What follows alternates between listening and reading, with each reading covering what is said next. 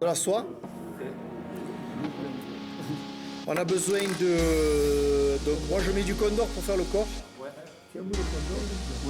Voilà, d'accord. On a besoin de hacle pour faire le cou, pour faire le corps. Donc moi j'utilise des lancettes parce que sinon c'est compliqué. Voilà. Et puis après, pour faire les ailes, moi j'utilise ce qu'on appelle du Z-long.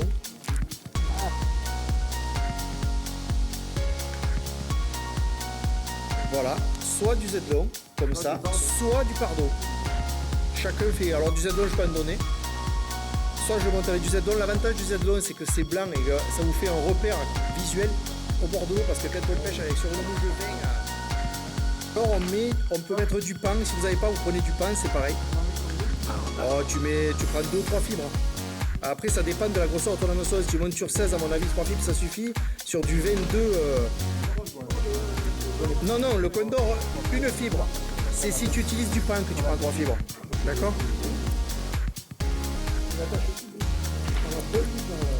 Alors moi, je l'attache pas par la pointe. Je mets comme ça. Moi. Voilà, et je le pose comme ça. Comme le hameçon est petit, toute la partie épaisse, quasiment je la mets pas.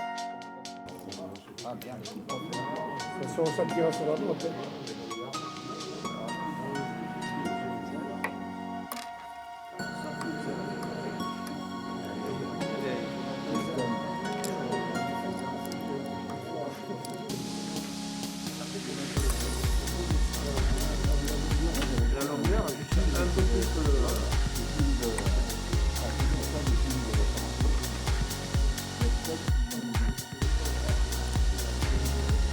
Donc voilà, une fois qu'on a monté le condor, on va revenir au milieu à peu près, pour poser l'aile.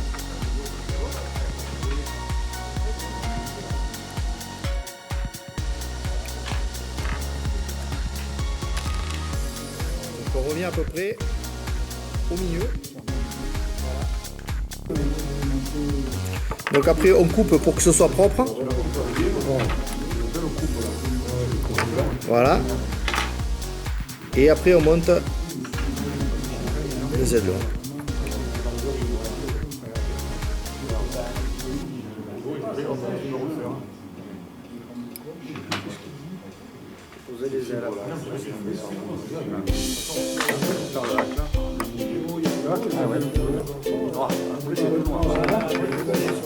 Voilà.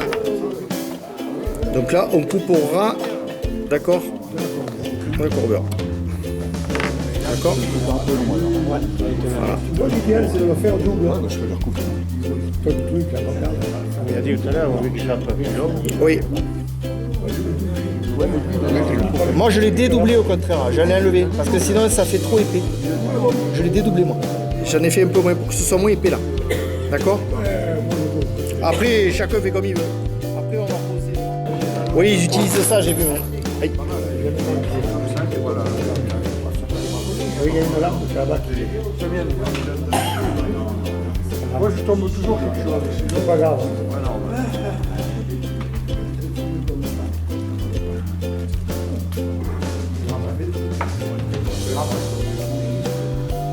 Là oui.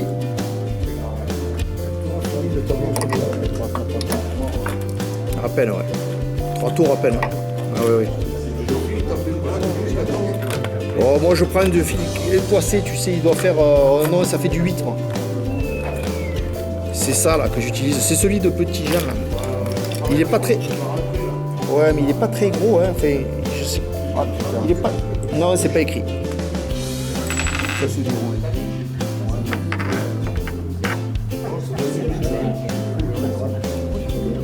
C'est celui-là.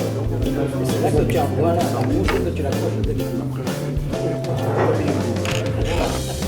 Ah, la fête pour faire le nœud c'est compliqué. Hein. Je peux t'utiliser ton petit. Vas-y. Le mien. C'est qui mon truc là? Ah, ça. Oh, je vais le faire avec ça là. Oh, oui.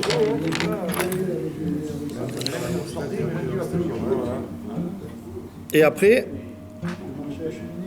2 ou 3 fausses clés demi-clé là, et on est bon. C'est une mouche rapide à monter en fait. Après on y met un peu de glu à la fin. Moi j'y pose un petit peu de glu. C'est plus sûr. Alors là tu vois j'ai un peu... Là elle a un peu déconné là. Elle se voit bien quand on est en 16, assez gros, mais sur du vin... Voilà. Voilà,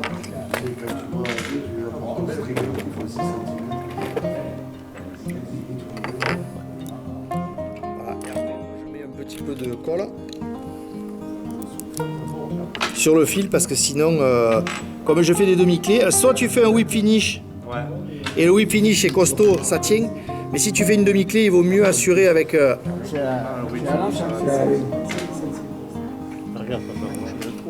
Après, je fais avec. Je sais pas si j'ai foutu. Ah, le mien, il était là. Voilà. Donc c'est une mouche qui est pas facile quand même hein, parce qu'elle est petite. Ouais, c'est ça. 10. 12 maximum. Ouais. Pour la rachis. Pas sur le rachis, les barbures. Oui. D'accord. Les fibres. Et tu le passes dedans. Ouais. Avec le rachis, c'est assez fait. Mais essayez si tu as. Ben là j'en ai pas amené, c'est dommage parce que je l'ai pas là. Mais si tu as du. Oui. Vas-y, dis-moi tout. On pêche quand et comment et après le moment.